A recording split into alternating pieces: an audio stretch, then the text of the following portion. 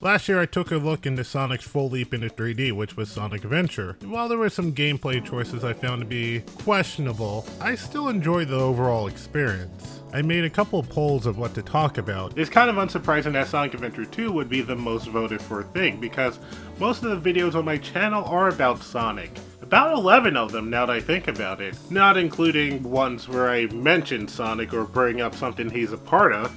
So with that in mind, why not make that 11 to an even 12? Sonic Adventure 2 was a game I was excited for when it came out in 2001. I was about 10 and I finished the first Sonic Adventure, and before it came out I kept going to EB Games, Funkoland, and GameStop solely to play the demo for this game, mostly because I didn't own Phantasy Star Online at the time. Needless to say, when it was released, my mom bought it, and it became one of the games I played the most on the Dreamcast. And for a good while when people asked me what was one of my favorite Sonic titles, Adventure 2 would be one of my default choices, and usually the same was said from other people. In fact, when people talk about the last good Sonic game, they usually talk about Adventure 2 before the series declined in quality, politely speaking. Though these days, the opinion is rather mixed, to say the least. It has been a while since I fully played through this game. In fact, the last time was in 2012, where I had a good opinion, but it kinda died out compared to my 2001 opinion. So is this a game that just hasn't aged well, or is there just more to it? Well, it is time to take a look at the 10th anniversary game. This is Sonic Adventure 2. We are Super Sonic Racing, run into the point of no return. Everybody Super Sonic Racing, come on, let the fire burn. When you play Sonic Adventure 2, you get a hero and dark side story, and when you beat both, you get a last story arc. Similar to Some Call Me Johnny, I'm going to do my best to combine all these into one plot summary. Sonic Adventure 2 begins with Eggman blasting his way into the military base operated by Gun, which seems a little bit too easy to infiltrate. Inside of it, he finds his grandfather's secret weapon, Project Shadow, in a capsule, which he uses the password Maria to find out that Shadow is actually a hedgehog? Okay. Shadow using his apparent genie powers to show that he's a valuable asset to Eggman by decimating a guard robot from Gun. Then he tells Eggman to meet him in the space colony named Ark with the Chaos Emeralds. Meanwhile, Knuckles is fighting over the Master Emerald with Rouge Sabat in wherever this place is, but suddenly Eggman takes it right in front of their faces. I mean, seriously, how did they not even notice him? This forces Knucks to shatter it with the two going on a hunt for the shards. At some other point, Eggman looks up the news to find that Shadow has stolen an emerald from a bank. Why a bank? With this in mind, the president has declared the assailant to be none other than Sonic the Hedgehog. And with that comes the biggest sign of stupidity in this game. How can anyone, let alone a military and the president, confuse Shadow for Sonic? Well, there is an explanation for that. You see, Shadow was originally supposed to be called Terios or something like that, and his design was going to be more similar to Sonic, so the confusion would have made a lot more sense. Though considering how Shadow looks overall, it's beyond me why they decided to keep that part of the plot. Having been arrested by Gun, Sonic escapes from them and into the city, where he finally meets Shadow, who decides to display his chaos control powers. Basically a Deus Ex Machina for this game. Sonic gets arrested again with Tails going to break him out, but he has to fight Eggman, so Amy busts him out instead. During this time, Rouge meets up with Dr. Eggman and Shadow, offering an alliance with them by getting the Chaos Emeralds. Which he does while Sonic and Shadow battle it out over who's the best fake hedgehog, but the island is set to explode, leaving Sonic to go find Amy and Tails to escape, while Shadow last-minutely used Chaos Control to save Rouge due to a flashback, I guess. Eggman then decides to test the Ark's cannon with the emeralds he currently has, and destroys half of the moon, declaring that the Earth has 24 hours to give in to his demands. And hopefully the tides don't do anything wrong to humanity in that time. After going on his adventures, Knuckles meets up with the heroes, and Tails intercepts a call from Eggman's conversation with the president to find out that his secret base is in the pyramids, because of course. The heroes manage to get their way in there, but Eggman, who was told by Shadow and Rouge, prepared an egg golem to stop them. Spoiler, it doesn't work. They launch a convenient shuttle from the pyramid, which we'll never understand where it came from or why it was there, and they head for Ark. During this trip, the emerald shards fall out, so Knuckles goes after them. Dr. Eggman captures Amy and Tails too, I guess? I mean, he's there, but he doesn't really help out. Sonic arrives and tries to give a fake emerald created by Tails to Dr. Eggman, but the Eggman rightfully deduces that it's counterfeit and sends Sonic off to explode in space. But it turns out that Sonic didn't die. Instead, he was able to use Chaos Control with the fake emerald. And here comes another big problem with the game from a plot standpoint. Never mind the fact that he used a fake emerald. Yeah, I know it has a similar frequency to a legitimate one, which raises further questions. But how did he know that Chaos Control would work? How did the writers know? And again, how did this happen from a fake emerald? Why? What? And this was a problem with the plot that always bothered me as a child. In fact, I kind of made my own theory about it. So I thought that Tails somehow was able to cut the emerald in half, and for both sides, he made a fake half of it. Is it a good explanation? No.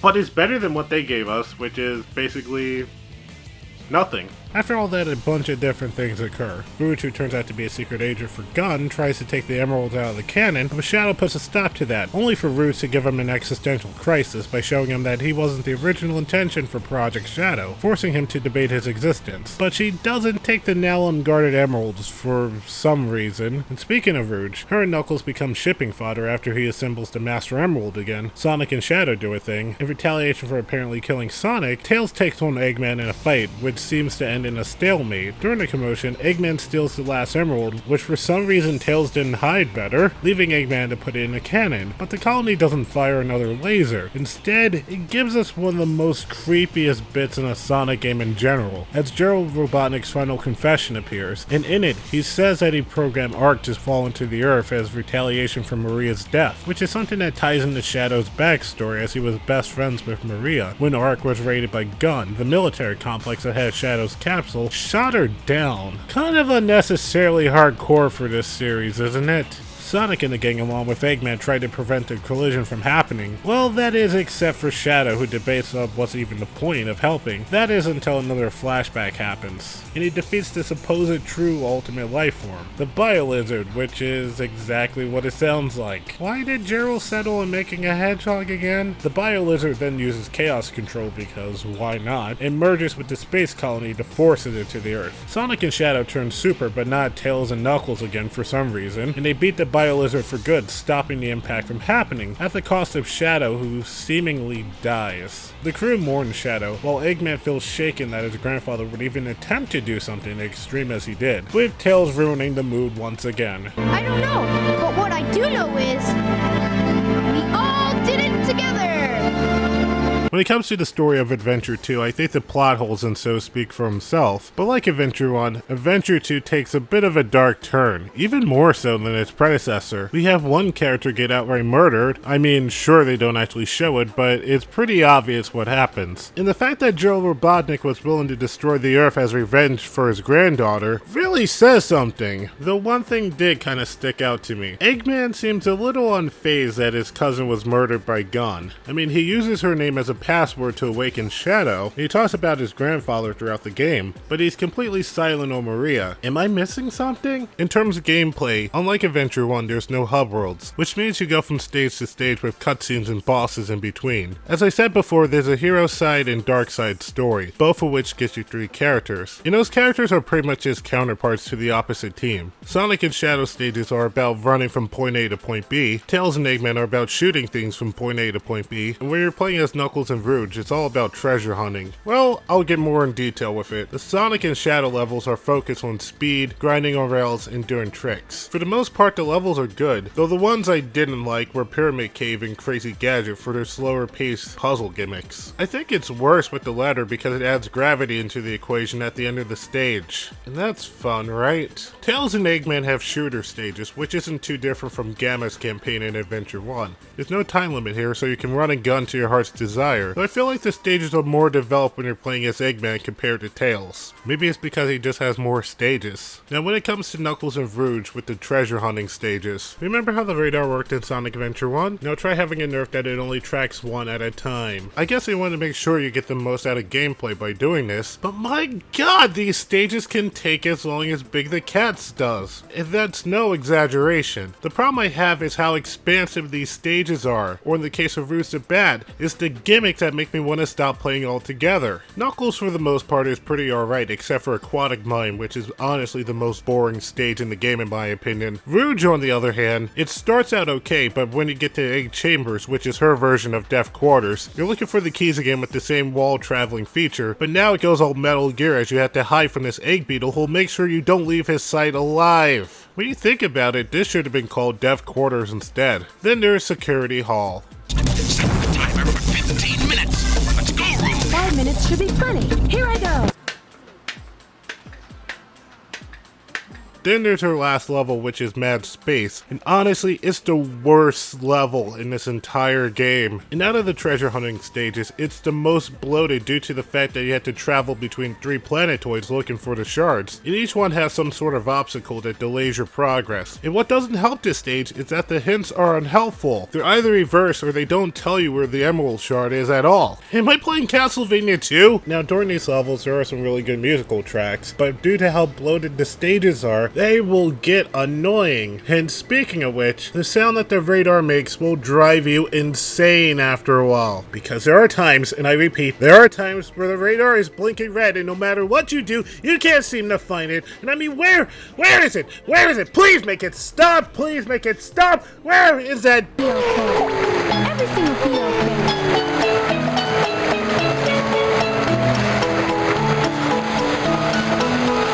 In every stage there's a box containing a key to the Chow world, and I apologize for not talking about the Chows in the first game, so I'll bring it up here. There's a Chow garden where you get to raise Chow, and Chow are basically like Tamagotchis or Digimon that you take care of. According to most people I talk to when it comes to Adventure 2, they mostly bring up the Chow garden, and rightfully so. These things are adorable. Now there is more to the Chow than what I just mentioned, as you can improve their stats, race them, or even battle with them. Now there are guides and tutorials out there that can do a better job at explaining on how these work. Me personally, I find Chow World to be a stress relief, especially after some of these stages. And not to mention, as I said, these things are adorable. Wouldn't you want to spend a lot of time in this area? Oh. Anyway, there's not a choice of gameplay in both of the campaigns, and that's the driving levels, which only Tails and Rouge can do. And it's about as fun as actual driving.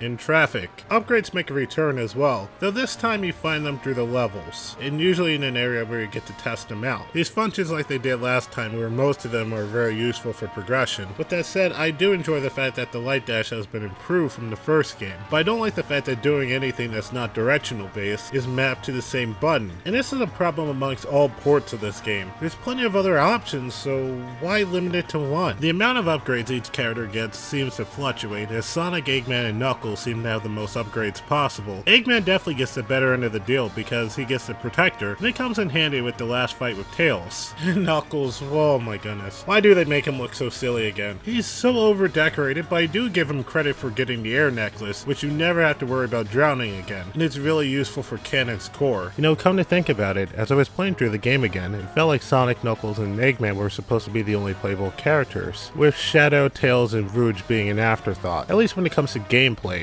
because story-wise it makes sense why they're there, but I still can't help but notice that Shadow was heavily underused during the levels themselves. And on that note, the whole hero versus dark side thing doesn't really matter in the long run because both sides end up teaming up in the last story anyway. Speaking of which, the last story campaign has one stage, in the form of course Canon, which is a gauntlet level, where you get to play as Tails, Eggman, Rouge, Knuckles, and Sonic, in many stages of their own. The only problem I have with this is if you lose all your lives as one character, you have to try it again from the very beginning. Though on the flip side, if you die only once as any character, you only have to start over with that character. But Canon's core is extremely stingy on checkpoints, which is a shame because this feels like some of the most solid gameplay overall in Sonic Adventure 2, despite some annoying gimmicks here and there. Yes!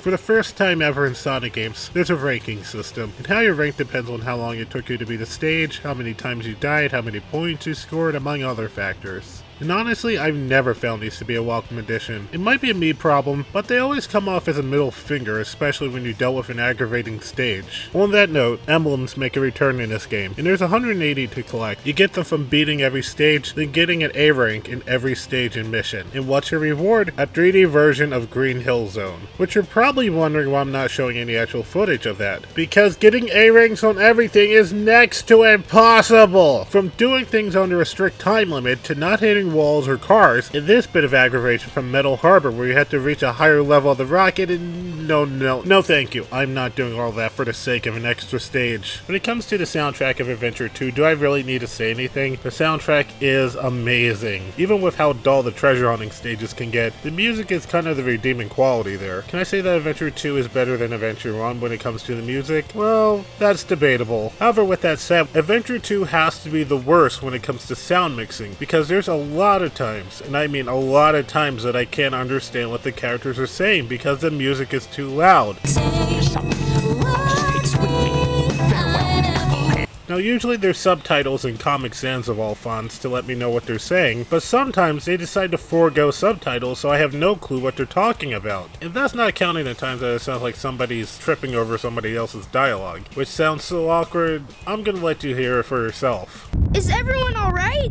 We should be landing soon. The hatch doors are Don't open. sweat it, Knuckles.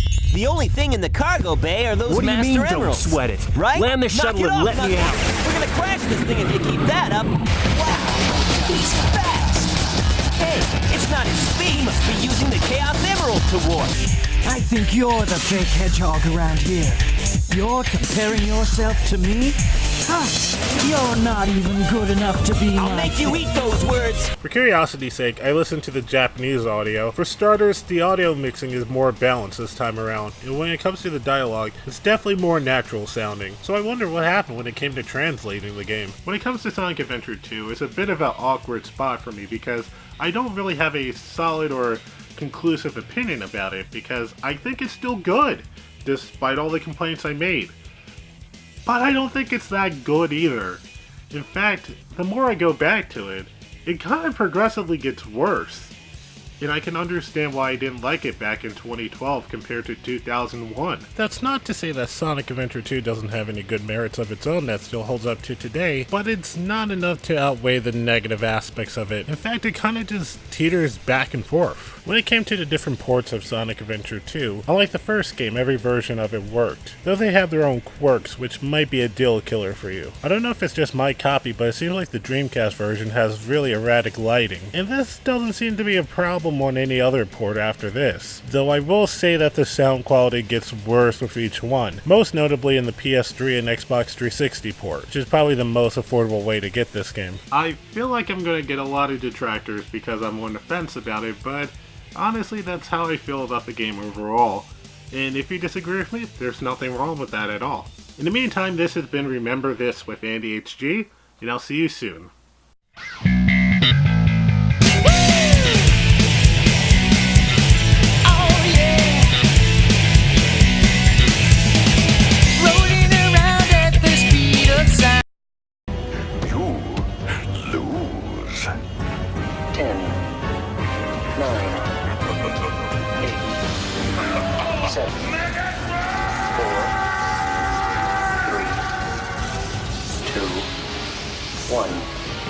Zero.